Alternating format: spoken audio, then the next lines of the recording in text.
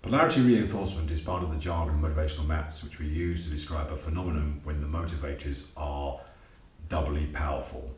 So just as when motivators can conflict with each other internally, so too they can reinforce each other. So to pick an example that demonstrates this extremely well, if for example we have a defender motivator, which is all about security and predictability, and if that's set alongside a creator motivator, 1 and 2, they are in opposition because the defender doesn't want change, but the creator does. But now imagine a situation where you have the defender motivator number 1, but the creator motivator, instead of being number 2, conflicting with it, goes right down and becomes motivator number 9. So the top motivator, we don't want change, but the motivator that does want change is now reduced at the very bottom. So the defender has even more scope to be more powerful. It's like a double surge of energy for the top motivator.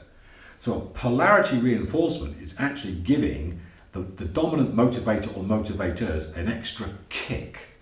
It's making them even more powerful as opposed to conflicting with them. So we look for that particularly with the lowest or the second lowest. In the middle, it's a little less, it's less troublesome. But when it gets down to the bottom motivator, reinforcing the top motivator, that's quite powerful. Turn that around the other way. Have creator number 1 or searcher number 1, high risk motivators, high change motivators. Have defender bottom, anti-risk, anti-change. Wow, you're going to get an individual who likes taking risks, who likes taking change. So that's what polarity reinforcement's about. It's the double kick of the motivators.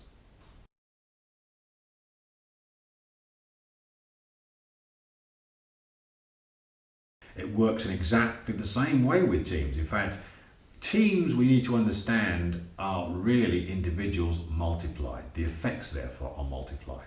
So to get a team of people where you have a polarity reinforcement is a really interesting thing to observe. It's interesting because let's just take one of the buzz things that's going around in the business world now. It's been going around for 20 years actually, but it's even ramping up, probably because of technology, but it is, change. Change. The only thing that's certain, we say, is change. Change is endemic.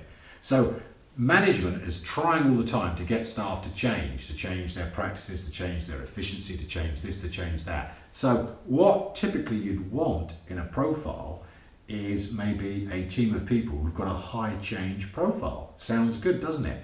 But when I come across these high change profiles and I get polarity reinforcements with the